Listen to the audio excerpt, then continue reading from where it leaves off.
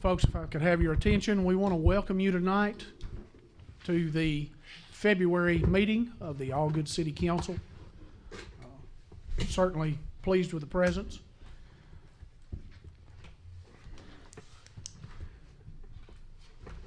Ms. Flatt, would you do a roll call, please?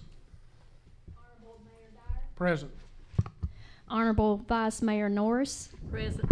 Honorable Councilman Bilbrey. Present. Honorable Councilman Grant. Present. Honorable Councilman Hill. Present. At this time, if you'd please stand, Mr. Morrison, lead us in a short word of prayer. You would bow your heads. Dear Heavenly Father, we thank you for the many blessings of life, Lord. We thank you for the opportunities you give us each day. We thank you for family and friends that are gathered here tonight, Lord, and thank you for their health and well-being.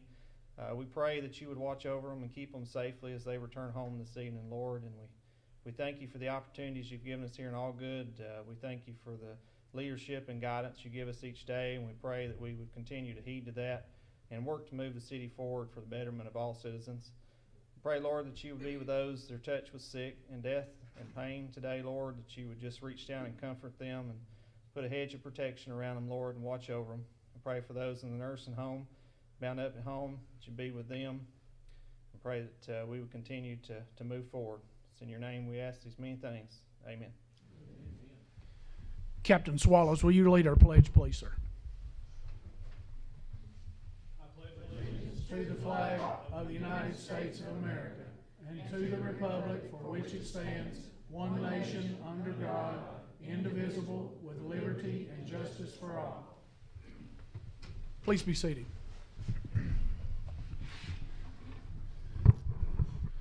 Before we get into our agenda tonight, folks, we have a fairly special occasion for the city of All Good.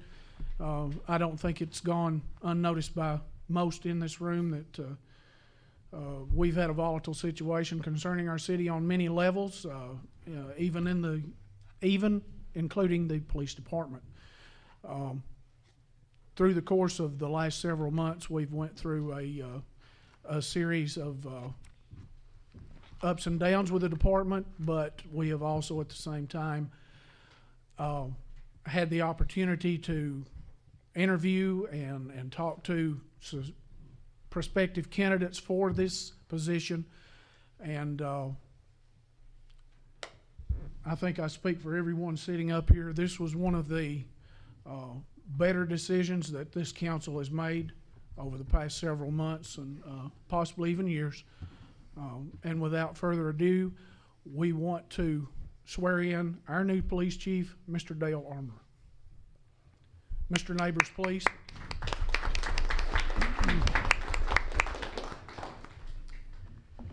All right.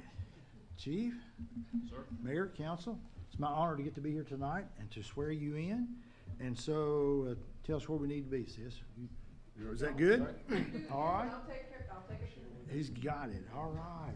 So you're going to hold the Bible for us. Okay. So if you put your left hand on that Bible, raise your right hand, and repeat after me. Are you ready?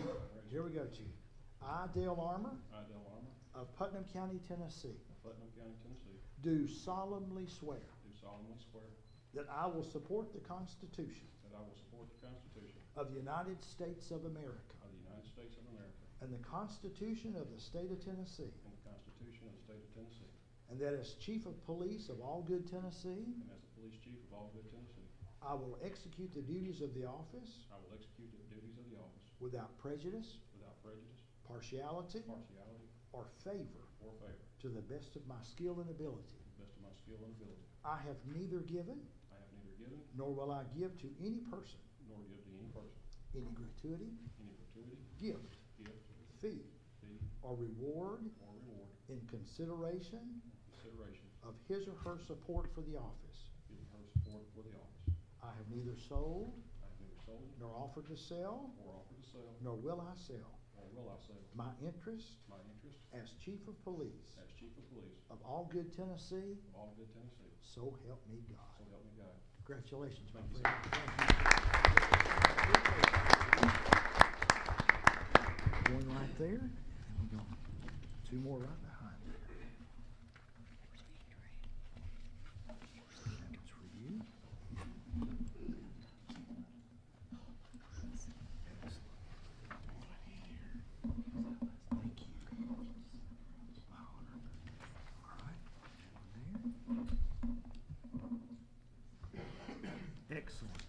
Chief, if you so desire, you are welcome to make a few comments. If not, that's strictly up to you, sir. Just a real short one. Yes, sir. Thank you all very much as far as the city council, the mayor, and the city management. Also, I'd like to thank everyone here, the families that showed up today, the citizens of Allgood who wanted to come by and support this. I look forward to being your police chief, and I think we've got some good times to come in the future. Thank you very much.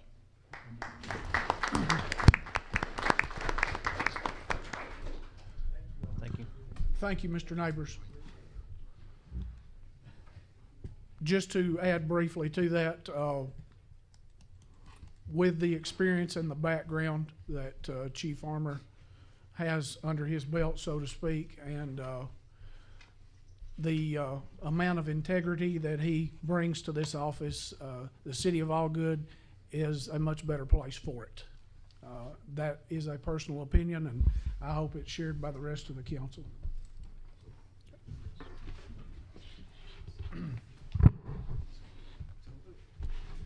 Our first item on the agenda tonight is to consider the agenda and minutes as presented.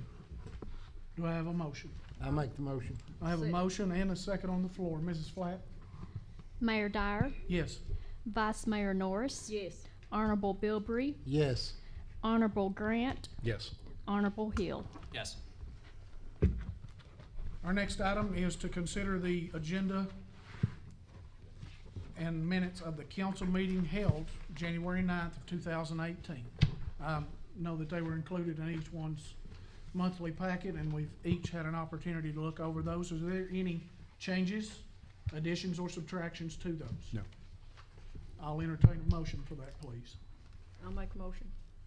I second. I have a motion and second on the floor. Mrs. Flatt? Mayor Dyer, Yes. Vice Mayor Norris, Yes. Honorable Bilbrey, Yes. Honorable Grant, Yes. Honorable Hill. Yes. Under our new business section for this month's meeting, we're going to consider the approval to suspend the reading of ordinance 622-18 and 623-18. Mr. Morrison, would you speak to these, please? We will read over these ordinances and briefly summarize them. Ordinance 622-18 is amending the Title IX by adding a Chapter 7 to the Allgood Municipal Code for a farmer's market. And 623-18 is amending the fiscal year 2017-2018 budget passed by ordinance 616-17.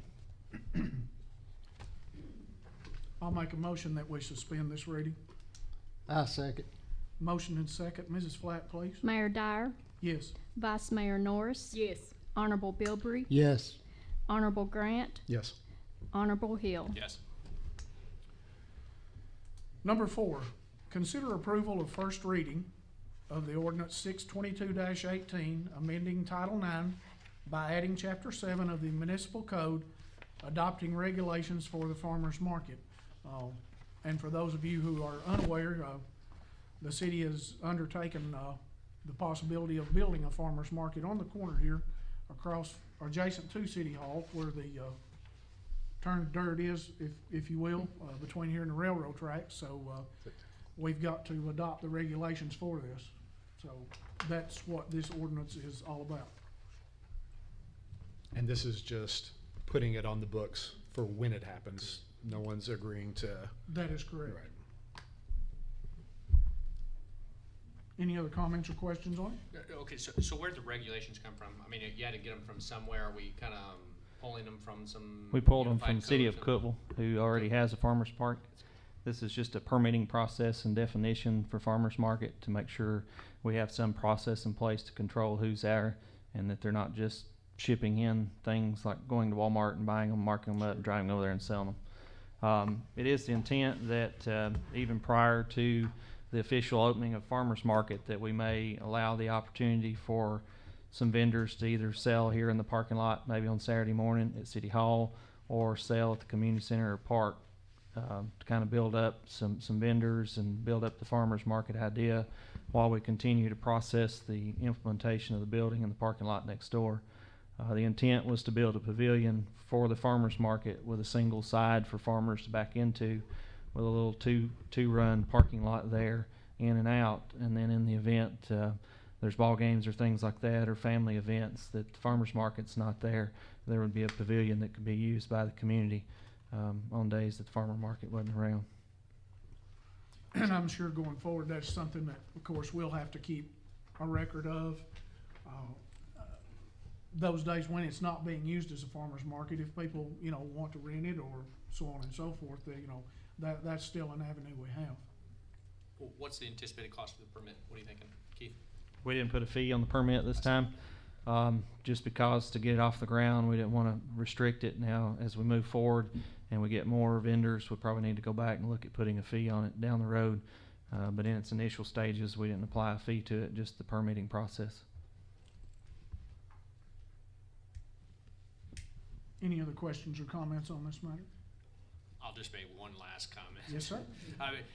I love the idea of a farmer's market. My preference would be no fee or a very low fee to incentivize people to come bring their produce and stuff here. Absolutely. I love the ideas of Saturday morning farmer's market. I agree.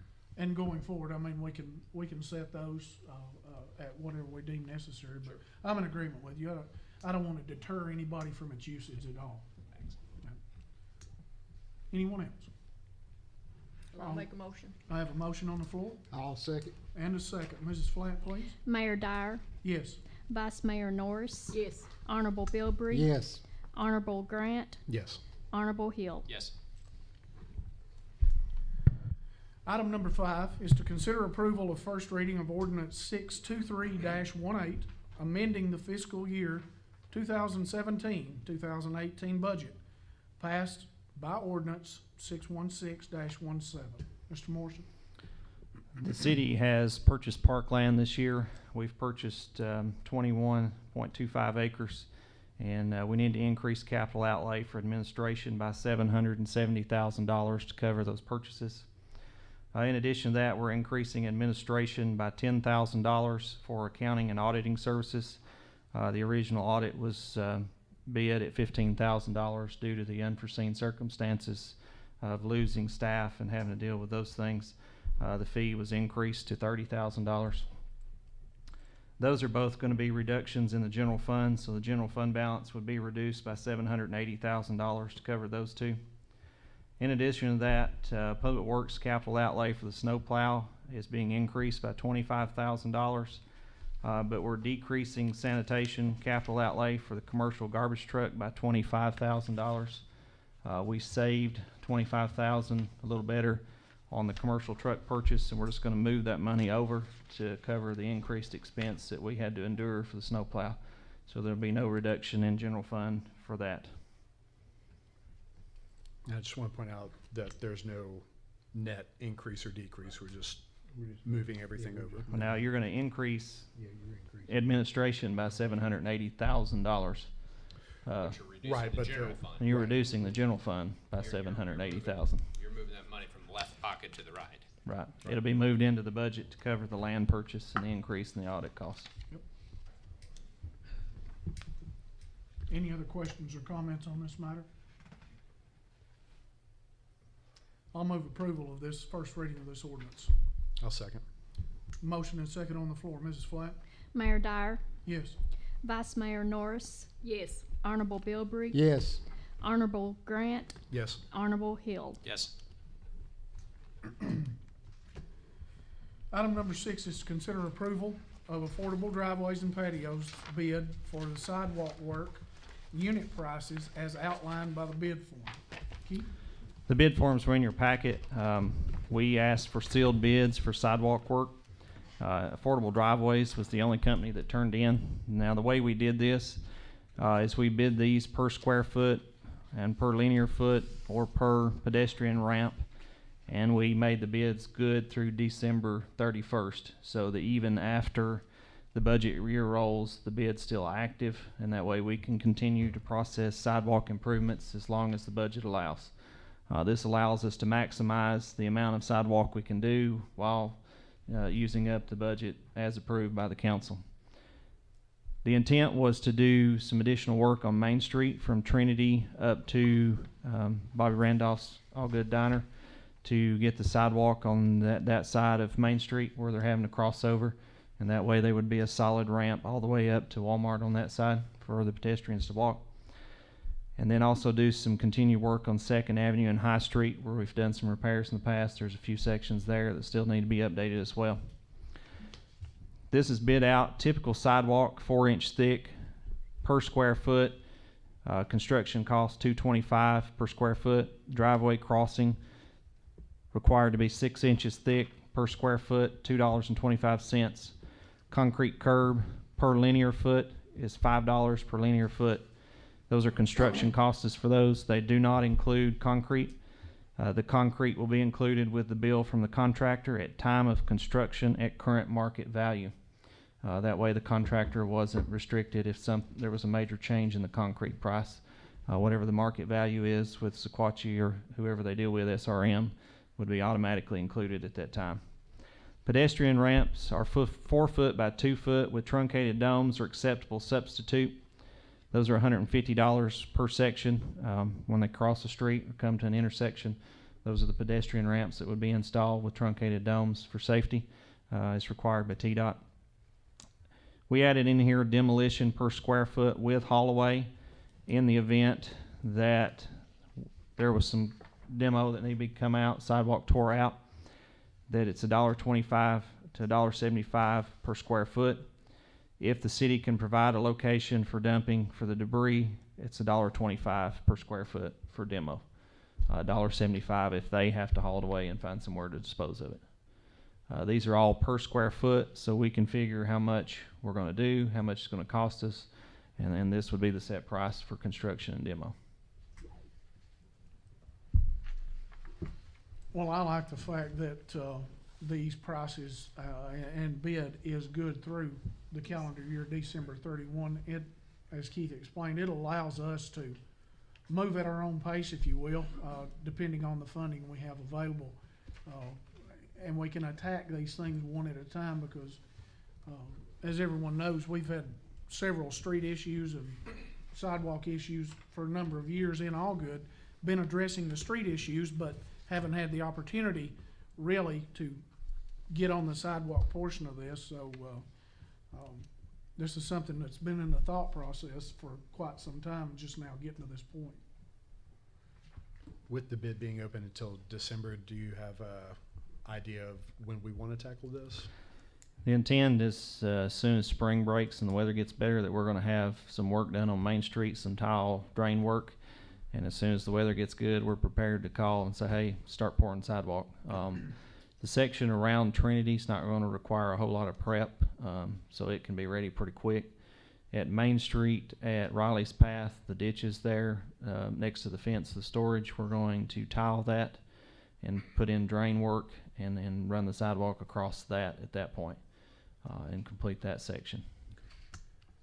And personally, I think it's important to connect that anyway, especially with us having just purchased the park property. Right. It allows at least a walking pathway for these folks to get to and from. So, And personally, it'd be nice to be able to run and not have to cross the street. yeah, not be on in the middle of the road. Right. So, what did the previous or before I came on the council, did we set aside monies? I guess my question is, how much length are we talking? Is this just one project, or is this going to go beyond just this work on Main Street? Main Street's going to eat up a large chunk of it just because of the extra tile work and things of that nature. Last council and this current budget set aside $81,000 to do sidewalk, which will do a substantial section of sidewalk. So I think we'll make a pretty good progress on this. There are some sections. We do have a master sidewalk plan. It was prepared by the engineer several years ago to help us identify areas that need repair so we know what areas are in the worst condition so we can start phasing those off and try to improve them in sections. So this bidding it this way per square foot allows us to complete that project, but also with leftover money, identify other projects that may fit under the bid amount. So, this was the only bid? Yes. It was So how do we know that $2.25 a square foot is like the market rate? If there were no other bids, how are we getting comfortable with that rate? I'm sure we've done it before. We've done this Does several years. Does this comport with that? This is pretty much his consistent bid price in the past. The other bids have been up around $10 a square foot or more. So this has always been a very competitive bid price for us. And even though this was the only one submitted, I still feel like it is competitive. The price hasn't increased, and it's still remaining just like it has. This allows us to continue to do as much sidewalk for the money as we can. Do we have a place for the debris? Can we save some money from the debris cost? To some extent, we have some areas where we can dump it. It depends on if we have someone looking for fill. In the past, we have had locations for fill to go. With the Main Street project, there's not going to be any debris. If there are, it'd be very minimal, but we do have some locations that we can haul debris to do fill with. Great. Any other questions or comments? I'll entertain a motion. I make the motion. I have a motion Second. and a second on the floor. Mrs. Flatt, please.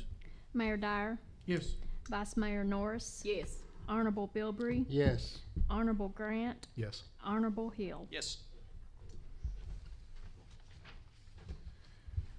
Next item, I want to point out the spelling of the gentleman's name is Colwell.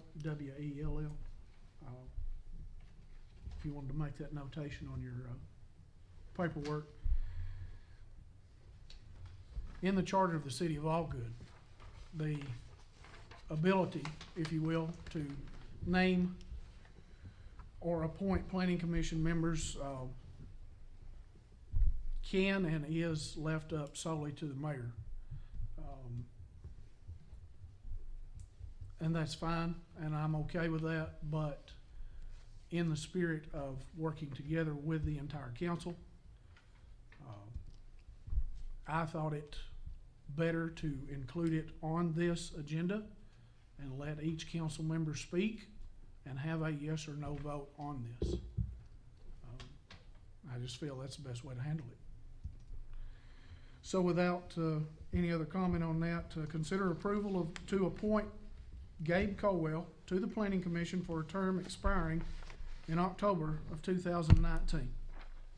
And keep in mind, Mr. Colwell was a candidate for one of the open council seats, but expressed an interest, if not named, that he would serve in any capacity. Are there any comments on this from any of the council members? I'll just make a comment. I know Gabe personally. He's in my neighborhood. Just know him as a neighbor. He's, in my assessment, he'd be good for any commission in government. So I'll make the motion. I have a motion I second. and a second on the floor. Mrs. Flatt, please. Mayor Dyer, Yes. Vice Mayor Norris, Yes. Honorable Bilbrey, Yes. Honorable Grant, Yes. Honorable Hill. Yes. We're to the city administrator's report. Mr. Morrison, please. The fire hall project is still underway. We have worked with the electrical engineer to find an alternative entrance to the electrical panel. Currently, the electrical pole that serves the facility now is sitting right in the middle of the footprint for the new building. So after much debate and figuring that out, I think we have come up with a solution that will take care of that, and we're working with the architect to get that moving forward. As soon as that pole is addressed and removed, the construction company is ready to begin with good weather. They've got the building ordered, the metal's ready, we've picked the colors, the plan is set forth, and we will move forward with hopefully a 10-month project on the fire hall. The park grant is moving forward with the help of the mayor and Mark Dudney at Upper Cumberland Development District. We did submit the second round of application for the Healthy Tennessee Park Grant for $50,000. It requires no match from the city. It is a planning grant to allow us to create a master plan over a phased period of how we want to develop the park and have a complete plan before we initiate any construction or phases of park implementation. That went out last Monday. It was the second round. We applied for the first round. It requires them to approve an initial application. If you make it through phase one, they will invite you to apply for the second phase, which is what we did at the stage last Monday. So that is submitted, and we're hoping by April to have first week in April, have an idea of whether we've received that grant or not. Purchasing the parkland, we feel like was a big move to initiating that grant and showing the city is interested in moving forward and creating a park space for the citizens of Allgood. So, This might be a silly question, but is there anything we can do to help increase our chances to get that? Because planning for the park is the most important piece to the park. Right. Is there anything we can do? I think for the citizens? at this point, when we were filling out the application, Mark felt like we had laid a pretty good foundation for applying for the grant, that we had already had citizen input. We had purchased the land. We had had multiple public meetings for the citizens to come out and say, these are things that we would like to see in the park. And he felt like those were all positives for the grant, that we could show that we were dedicated to the project and that planning was very important to us. So he thinks we've got a good chance at that. I don't think there's anything else we can do at this point to move that any farther forward. But I think we've made a good effort and a good step prior to ever even thinking about the grant that shows that we have dedication and we're good in the right direction with the planning first. The water sewer project, the water project will be the Main Street water project, the line replacement, and the sewer project will be from the back of Brookside to Old Walton behind the school. I received the easements for those this week, and we are working on getting started on easement. All of the grant work and application with rural development has been done, so that's all in place. As soon as we've got the master plan prepared and ready to submit to rural development, so the next phase for us will be easement acquisition, which we will begin shortly. And then as soon as all of that's done and everything is submitted to rural development, we will be ready to begin that project and start bidding and hopefully get this wrapped up. Chief Armour, as department head and being freshly sworn in tonight, did you have anything you would like to comment on? No, sir. Thank you. Director of Public Works, Mr. Jones, is out with type B flu tonight, so we apologize he couldn't be here, but We're I glad think he's it's not best here. he's not. But as far as we know, there are no new updates for them. Potholes, I'll be glad to report that we had one turned in this morning. Before I could even get to the shop, the guys had already went and patched it up, so we're making progress. Our next item is hearing of citizens or delegations. At this time, if you would like to comment, please step to the microphone, state your name and address, and state your business.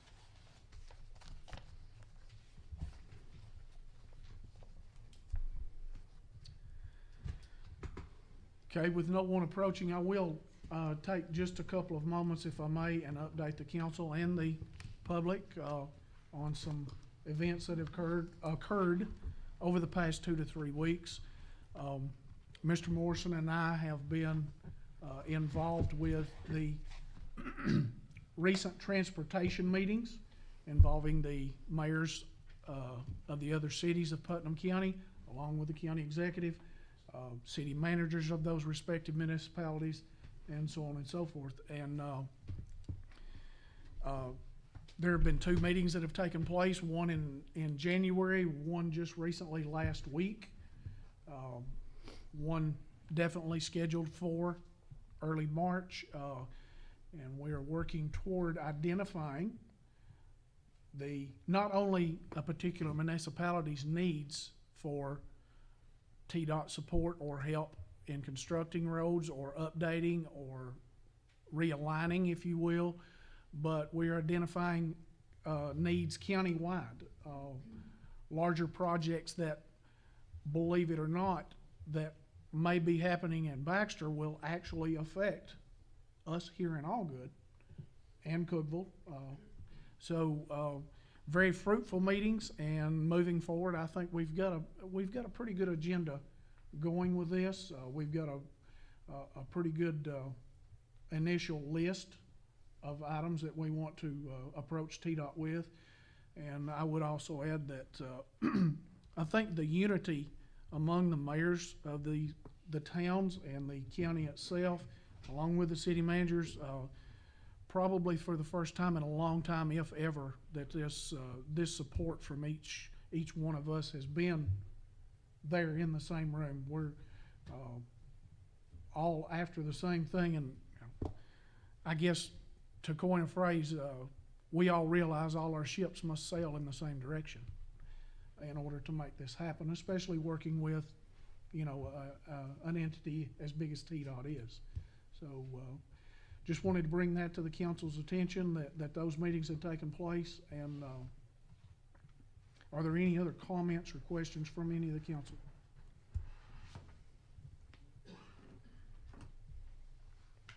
I'll move adjournment. Second. We are adjourned.